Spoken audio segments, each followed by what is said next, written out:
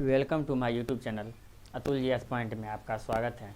दोस्तों, आज चर्चा करेंगे 12th पॉलिटिकल साइंस का एक्सरसाइज 2 यानी कि अध्याय 2 का जितना भी ऑब्जेक्टिव होगा आपको इस वीडियो में बताएंगे।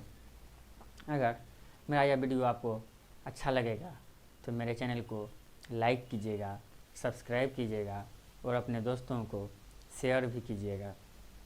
उसके बाद इस चैप्टर का नाम है चैप्टर यानी कि अध्याय 2 एक दलीय प्रभुत्व का दौर। यानी कि एक दलीय भारत में जब भारत आज़ाद हुआ था उस समय भारत में एक दलीय प्रभुत्व का दौर चल रहा था, यानी कि एक ही पार्टी का वर्चस्व था।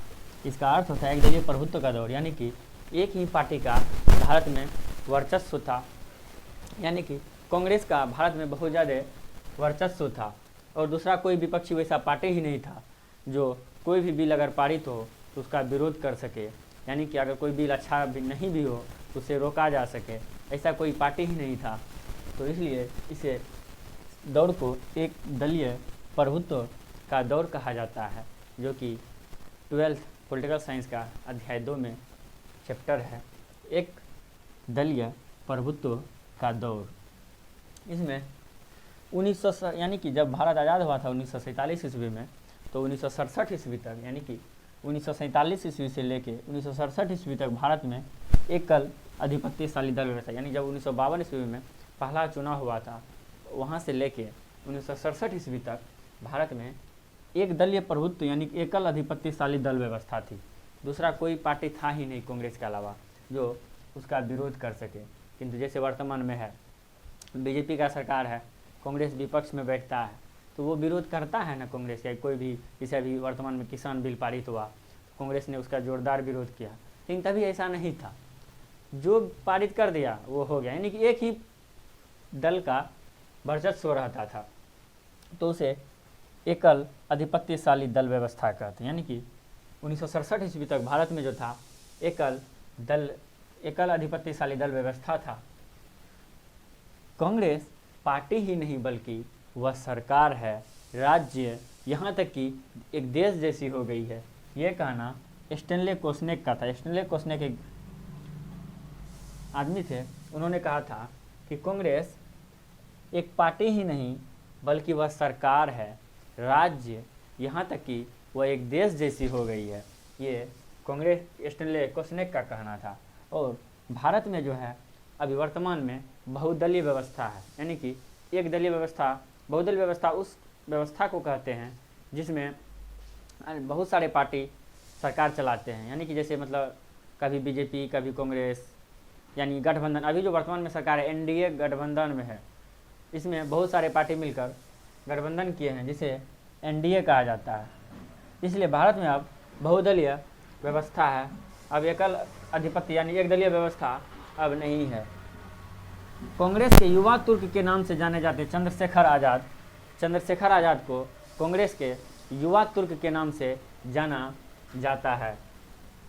उसके बाद भारतीय राष्ट्रीय कांग्रेस जो पार्टी है उसको इंदिरा गांधी ने 2 बार पार्टी को तोड़ा था और उसका फिर से पुनर्गठन किया था। पूछेगा भारतीय राष्ट्रीय कांग्रेस की वह कौन सा नेता यानी नेता जिन्होंने 2 बार पार्टी को तोड़ा और फिर से पुनर्गठन किया था। इंदिरा गांधी ने पार्टी को 2 बार तोड़ी थी। इंदिरा गांधी जो थी उन्होंने 2 बार पार्टी को तोड़ा और फिर से तोड़ी थी और उसका फिर से क्या किया था, पुनर्गठन की थी इंदिरा गांधी ने।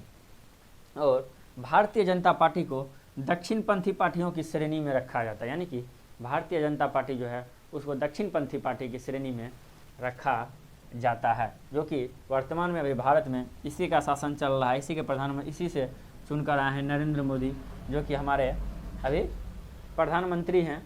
1971 में मतलब जब देश में एकल अधिपत्यशाली दल व्यवस्था चल रहा था तो उसे तो करने के लिए 1971 में एक महान गठबंधन बना था। एक पूरे विपक्षी जितने दल थे सभी दलों ने मिलकर एक गठबंधन बनाया, सभी पार्टी का विलय करके। उस गठबंधन का नाम था महान गठबंधन और उसका मुख्य उद्देश्य था कि इंदिरा को हटाना है, यानी कि इंदिरा गांधी को प्रधानमंत्री के पद से हटाना है, उसे मतलब हराना है और सरकार से बेदखल कर देना है। ये महान गठबंधन का उद्देश्य था, इंदिरा हटाओ, जो कि 1971 ईस्वी में बना था। और भारत के प्रथम गैर कांग्रेसी प्रधानमंत्री 1977 ईस्वी में मोरारजी देसाई बने थे। यानी कि उससे पहले 1977 से 1952 से 1977 तक भारत में कांग्रेस के अलावा और कोई दूसरी पार्टी का प्रधानमंत्री नहीं बना था। सबसे पहली बार 1977 ईस्वी में जब चुनाव हुआ उसमें जनता पार्टी की सरकार बनी और मोरारजी देसाई भारत के प्रथम गैर कांग्रेसी प्रधानमंत्री बने थे। यानी कि भारत के प्रथम गैर कांग्रेसी प्रधानमंत्री मोरारजी देसाई थे। तो दोस्तों 1967 ईस्वी तक जो था भारत में एकल दल अधिपत्यशाली व्यवस्था था।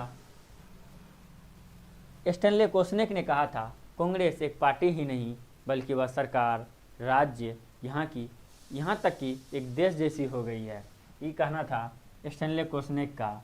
और भारत में बहुदलीय व्यवस्था है, यानी कि भारत में जो है बहुदलीय व्यवस्था है। इंदिरा गांधी ने भारतीय राष्ट्रीय कांग्रेस को 2 बार तोड़ी थी और उसका फिर से पुनर्गठन भी किया था।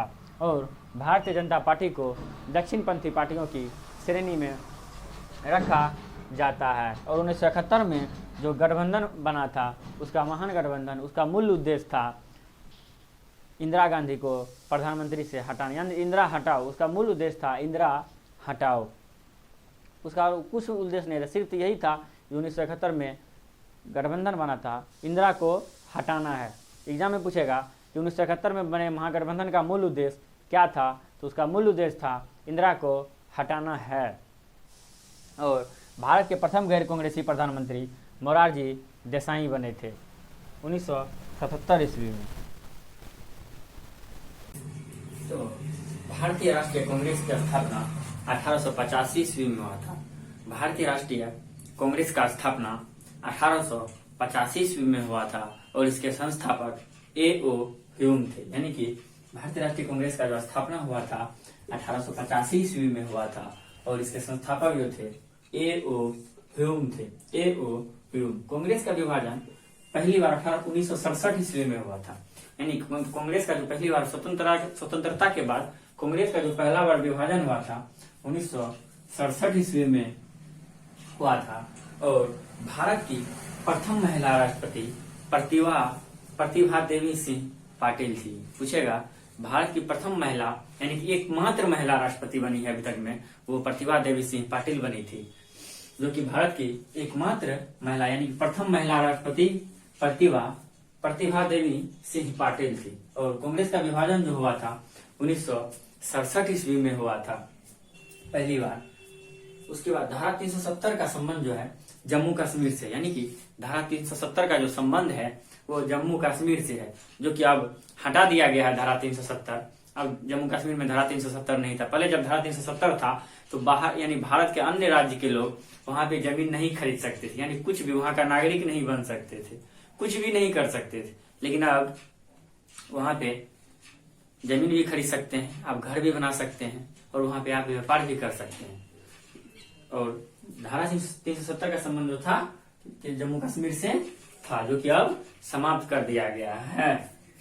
उसके बाद 5 सूत्री कार्यक्रम, यानी कि 5 सूत्री कोई योजना था या कार्यक्रम जिसका शुरुआत पंडित जवाहरलाल नेहरू ने किए थे। पूछेगा 5 सूत्री कार्यक्रम की शुरुआत किसने किया था? 5 सूत्री कार्यक्रम का शुरुआत जवाहरलाल नेहरू ने किया था।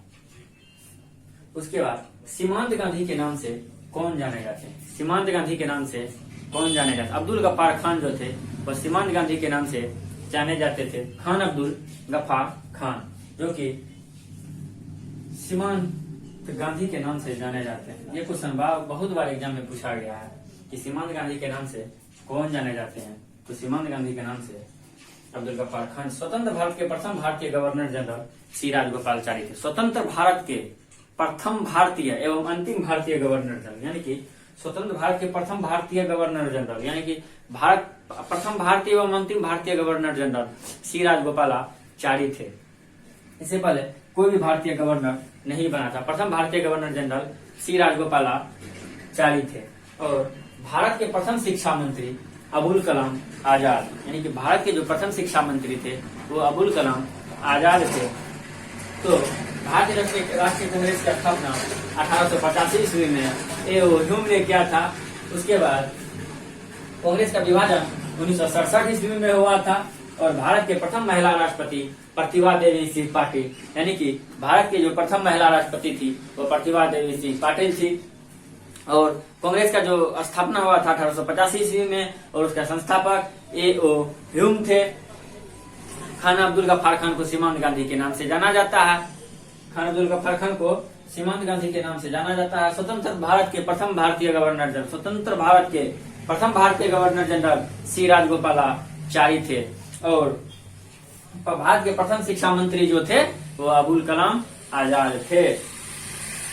तो भारत का जो प्रथम आम चुनाव हुआ था 1952 ईस्वी में हुआ था, यानी कि स्वतंत्र भारत के बाद जो प्रथम आम चुनाव का करवाया गया था वो 1952 में करवाया गया था।